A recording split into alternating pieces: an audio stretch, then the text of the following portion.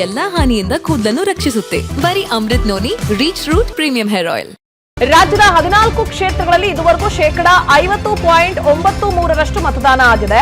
ದಕ್ಷಿಣ ಕನ್ನಡದಲ್ಲಿ 58.76%, ಬೆಂಗಳೂರು ಕೇಂದ್ರದಲ್ಲಿ 40.10% ಬೆಂಗಳೂರು ಉತ್ತರದಲ್ಲಿ 41.12% ಅಷ್ಟಾಗಿದೆ. ಬೆಂಗಳೂರು ಗ್ರಾಮಾಂತರದಲ್ಲೂ ಕೂಡ ವೋಟಿಂಗ್ ಆಗಿದೆ. ಇನ್ನು ದಕ್ಷಿಣದಲ್ಲಿ 40.77%, ಚಾಮರಾಜನಗರದಲ್ಲಿ 54% ಅಷ್ಟು ವೋಟ್ ಆಗಿದೆ. ಚಿಕ್ಕಬಳ್ಳಾಪುರದಲ್ಲಿ 55%, ಚಿತ್ರದುರ್ಗದಲ್ಲಿ 52%, ಹಾಸನದಲ್ಲಿ 55% ಅಷ್ಟು ವೋಟ್ ಆಗಿದೆ. ಕೋಲಾರದಲ್ಲಿ 54%, ಮಂಡ್ಯದಲ್ಲಿ 57%, ಮೈಸೂರಿನಲ್ಲಿ 53% ಅಷ್ಟು ವೋಟ್ ಆಗಿದೆ. ಇನ್ನು ತುಮಕೂರಿನಲ್ಲಿ 56% ಅಷ್ಟು, ಉಡುಪಿ ಚಿಕ್ಕಮಗಳೂರಿನಲ್ಲಿ 57.49%.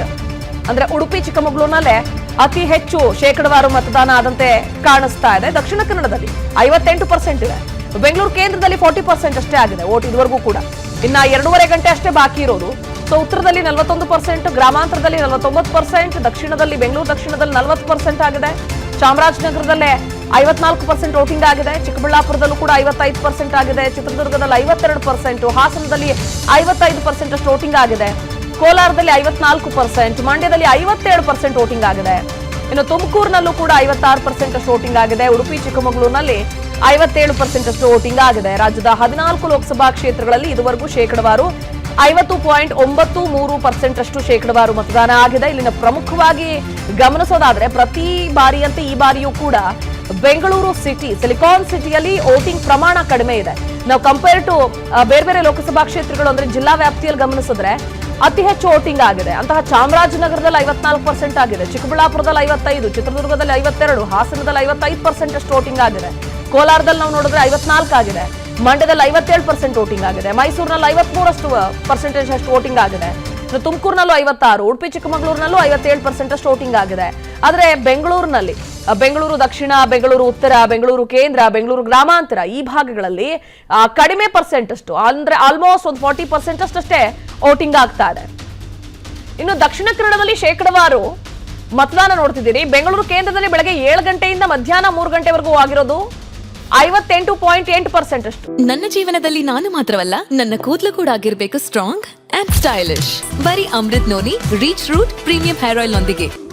Reach root premium hair oil. ರಾಜ್ಯದ 14 ಕ್ಷೇತ್ರಗಳಲ್ಲಿ ಇದುವರೆಗೂ 50.93% ಮತದಾನ ಆಗಿದೆ.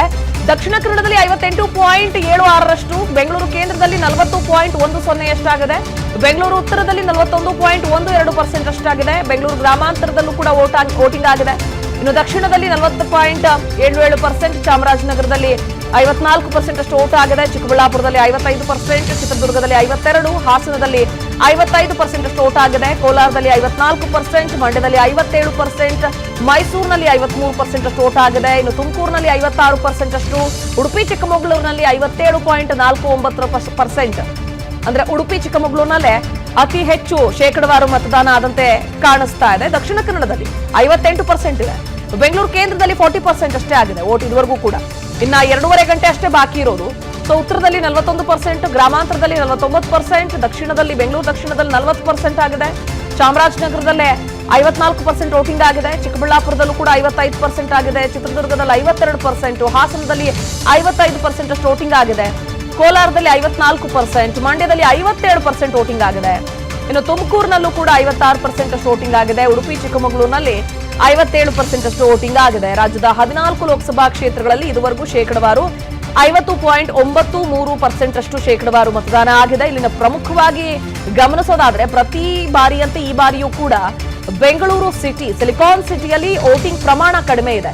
ನಾವು ಕಂಪೇರ್ ಟು ಬೇರೆ ಬೇರೆ ಲೋಕಸಭಾ ಕ್ಷೇತ್ರಗಳು ಅಂದ್ರೆ ಜಿಲ್ಲಾ ವ್ಯಾಪ್ತಿಯಲ್ಲಿ ಗಮನಿಸಿದ್ರೆ ಅತಿ ಹೆಚ್ಚು ವೋಟಿಂಗ್ ಆಗಿದೆ. ಅಂತಹ ಚಾಮರಾಜನಗರದಲ್ಲಿ 54% ಆಗಿದೆ, ಚಿಕ್ಕಬಳ್ಳಾಪುರದಲ್ಲಿ 55%, ಚಿತ್ರದುರ್ಗದಲ್ಲಿ 52%, ಹಾಸನದಲ್ಲಿ 55% ಅಷ್ಟು ವೋಟಿಂಗ್ ಆಗಿದೆ. ಕೋಲಾರದಲ್ಲಿ ನಾವು ನೋಡಿದ್ರೆ 54% ಆಗಿದೆ. ಮಂಡ್ಯದಲ್ಲಿ 57% ವೋಟಿಂಗ್ ಆಗಿದೆ. ಮೈಸೂರಿನಲ್ಲಿ 53% ಅಷ್ಟು ವೋಟಿಂಗ್ ಆಗಿದೆ. ತುಮಕೂರಿನಲ್ಲೂ 56%, ಉಡುಪಿ ಚಿಕ್ಕಮಗಳೂರಿನಲ್ಲೂ 57% ಅಷ್ಟು ವೋಟಿಂಗ್ ಆಗಿದೆ. ಆದ್ರೆ ಬೆಂಗಳೂರಿನಲ್ಲಿ ಬೆಂಗಳೂರು ದಕ್ಷಿಣ, ಬೆಂಗಳೂರು ಉತ್ತರ, ಬೆಂಗಳೂರು ಕೇಂದ್ರ, ಬೆಂಗಳೂರು ಗ್ರಾಮಾಂತರ ಈ ಭಾಗಗಳಲ್ಲಿ ಕಡಿಮೆ ಪರ್ಸೆಂಟ್ ಅಷ್ಟು ಅಂದ್ರೆ ಆಲ್ಮೋಸ್ಟ್ ಒಂದು 40% ಅಷ್ಟೇ ವೋಟಿಂಗ್ ಆಗ್ತಾ ಇದೆ. ಇನ್ನು ದಕ್ಷಿಣ ಕನ್ನಡದಲ್ಲಿ ಶೇಕಡವಾರು ಮತದಾನ ನೋಡ್ತಿದ್ದೀರಿ. ಬೆಂಗಳೂರು ಕೇಂದ್ರದಲ್ಲಿ ಬೆಳಗ್ಗೆ 7 ಗಂಟೆಯಿಂದ ಮಧ್ಯಾಹ್ನ 3 ಗಂಟೆವರೆಗೂ ಆಗಿರೋದು 58.8% ಅಷ್ಟು. ಅನುಕ್ಷಣದ ಸುದ್ದಿಗಳಿಗಾಗಿ ವಿಸ್ತಾರ ನ್ಯೂಸ್ ಯೂಟ್ಯೂಬ್ ಚಾನೆಲ್ ಸಬ್ಸ್ಕ್ರೈಬ್ ಮಾಡಿ. ಹೊಸ ಸುದ್ದಿಗಳ ನೋಟಿಫಿಕೇಶನ್ಗಾಗಿ ಬೆಲ್ ಐಕಾನ್ ಕ್ಲಿಕ್ ಮಾಡಿ.